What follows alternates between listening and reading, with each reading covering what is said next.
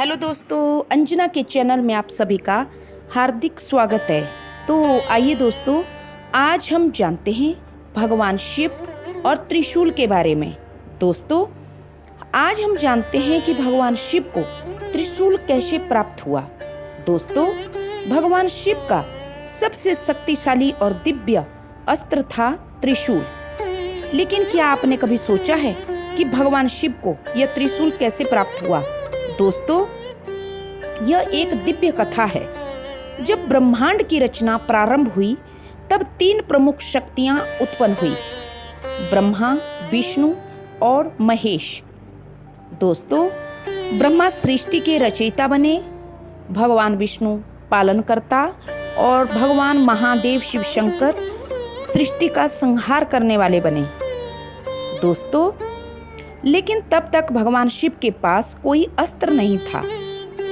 देवताओं और असुरों के बीच संघर्ष बढ़ता गया। अधर्म की ताकतें तेजी से फैल रही थी। ऐसे में सभी देवता चिंतित हो उठे, क्योंकि शिव को एक ऐसे अस्त्र की आवश्यकता थी जो तीनों लोकों में संतुलन बनाए रख सके।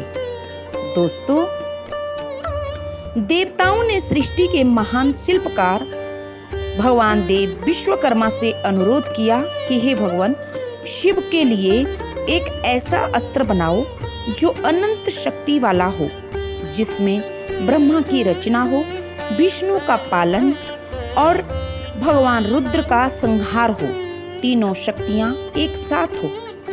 दोस्तों, विश्वकर्मा जी ने घोर तप किया और हिमालय की चोटी पर बैठकर दिव्य धातुओं को इकट्ठा किया। स्वर्ग की लोहा, पाताल की आग और धरती की शक्ति और कई वर्षों की साधना के बाद उन्होंने त्रिशूल का निर्माण किया।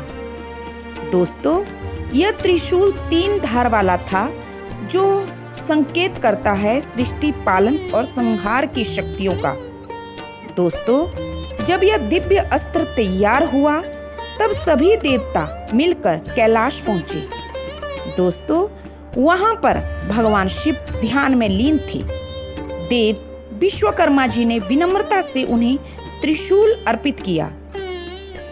दोस्तों, भगवान शिव ने जब त्रिशूल को अपने हाथ में ग्रहण किया तो संपूर्ण ब्रह्मांड में कंपन फैल गया।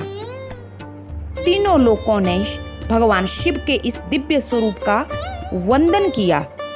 दोस्तों, त्रिशूल न केवल एक अस्त्र था, बल्कि वह शिव की चेतना का विस्तार भी था। संतुलन और न्याय का प्रतीक है त्रिशूल। दोस्तों, त्रिशूल की महिमा अपरंपार है। त्रिशूल की 3 धाराओं का गहरा रहस्य भी है। पहली धार का मतलब है अज्ञान का विनाश करती है, दूसरी धार अधर्म को समाप्त करती है और तीसरी धार अहंकार का नाश करती है। दोस्तों, त्रिशूल यह भी दर्शाता है कि शिव तीनों कालों, भूत, भविष्य और वर्तमान के स्वामी हैं। दोस्तों, भगवान शिव शंकर ने त्रिशूल से कई राक्षसों का विनाश किया, जैसे ताड़कासुर, त्रिपुरासुर और बहुत से अधर्मी दानव। भगवान शिव और उनके त्रिशूल की ये दिव्य कहानी थी। दोस्तों, त्रिशूल न सिर्फ एक शस्त्र है, बल्कि वह शिव की शक्ति, संतुलन और करुणा का प्रतीक है। तो ये थी दोस्तों भगवान शिव और त्रिशूल की कहानी कि भगवान महादेव शिव शंकर को त्रिशूल कैसे प्राप्त हुए। आशा करती हूँ आप सबको मेरी ये कहानी पसंद आई होगी। तो please subscribe my channel. Thank you.